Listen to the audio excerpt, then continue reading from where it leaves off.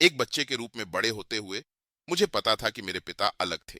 आप बता सकते हैं कि वह जहां भी जाते थे उनका सम्मान किया जाता था। बचपन में मैंने सोचा था कि ऐसा इसलिए होगा क्योंकि वह एक व्यापारी था और जरूरतमंद लोगों की मदद करता था। मैं उन्हें दी वुल्फ के रूप में नहीं बल्कि पिता के रूप में जानता था।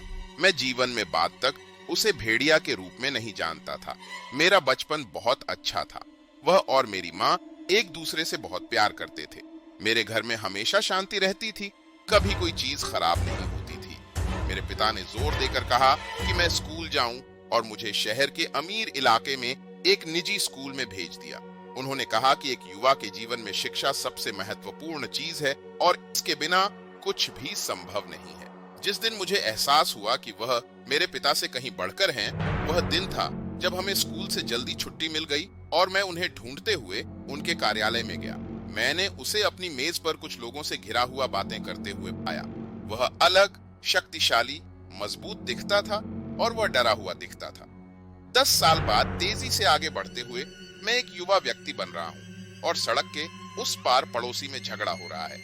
मिस्टर केड्रिक और उनकी पत्नी अक्सर उपद्रव और लड़ाई करते थे। इस बार तो बाहर छलक गया।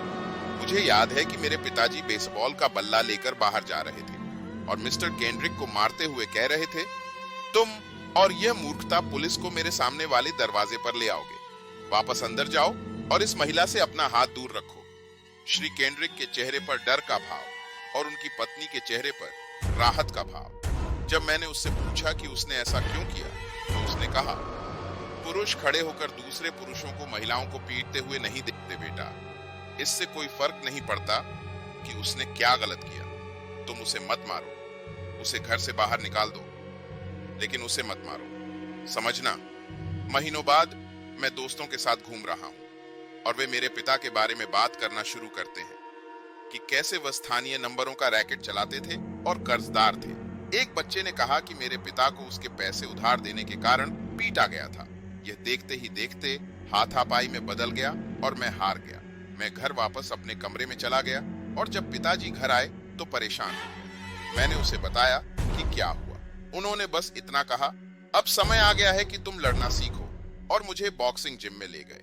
हाँ, वह एक पुराने स्कूल का आदमी था, कोई बहाना नहीं, कीलों की तरह सख्त। मैं उस दिन को कभी नहीं भूलूंगा जब मेरी दादी के घर जाते समय रास्ते में हम दोनों की अचानक मुठभेड़ हो गई थी। नानी, जैसा कि हम उसे बुलाते थे, दलदल में रहती थी। उस सुबह उसने घर पर फोन करके शिकायत की कि वह अपने पोते को कभी नहीं देखती है। पिताजी ने समझाने की कोशिश की कि वह व्यस्त है, लेकिन उसे बिल्कुल भी परेशानी नहीं हो रही थी। मेरे पोते को मुझसे मिलने के लिए यहाँ लाओ। तुम रहो तो मुझे कोई फर्क नहीं पड़ता, लेकिन उसे ले आओ, मैं उसे देखना चाहती हूँ, उसने कहा। अगली बात जो मुझे पता है, हम कार में हैं, दादी के घर की ओर जा रहे हैं। जब हम राजमार्ग से इस पुरानी गंदगी वाली सड़क पर चले तो मुझे लगा जैसे हम सभ्यता को छोड़ रहे हैं, और चारों ओर देखने पर आप देख सकते हैं कि मेरे पिता इतने सख्त आदमी क्यों थे। वहां कुछ भी नहीं था, मेरा मतलब यहाँ कुछ भी नहीं था। जहां तक नजर जा रही थी बस दलदल था। हम सवारी कर रहे थे तब टायर फट गया। मुझे याद है कि उसने एक गहरी सांस ली और बाहर आकर कहा, बेटा, मुझे लगता है कि यही वह दिन है जब तुम टायर बदलना सीखोगे। तो अब हम कार के बाहर टायर बदल रहे हैं। उसने मुझे जैक लगवा दिया, जहां हम दलदल में चीखने चिल्लाने की आवाज सुनते हैं। यह एक विशाल भेड़िए की तरह लगता है। सुनो, जब मैं अपनी दादी के साथ रहा तो मैंने बहुत सी बातें सुनी, लेकिन यह अलग था। आप जानते हैं कि रात में आप मगरमच्छों, मेंढकों की आवाज सुन सकते हैं। यह डरावना हो गया, लेकिन जैसा हमने सुना वैसा कुछ भी नहीं, और पिताजी बस टायर बदलते रहे। मैंने उससे पूछा कि वह क्या था, और उसने मुझसे कहा कि जब तक हमें पेड़ों में कुछ हिलता हुआ न सुनाई दे तब तक इसे नजरअंदाज करो। समझिए, बाहर दिन का उजाला है और ऐसा लगता है जैसे नहर के दूसरी ओर वृक्ष रेखा में कुछ चल रहा है। पिताजी खड़े होते हैं, ट्रक के पास जाते हैं, उसे खोलते हैं और अपनी डबल बैरल बंदूक लेते हैं। फिर टायर बदलने के लिए वापस चले जाते हैं।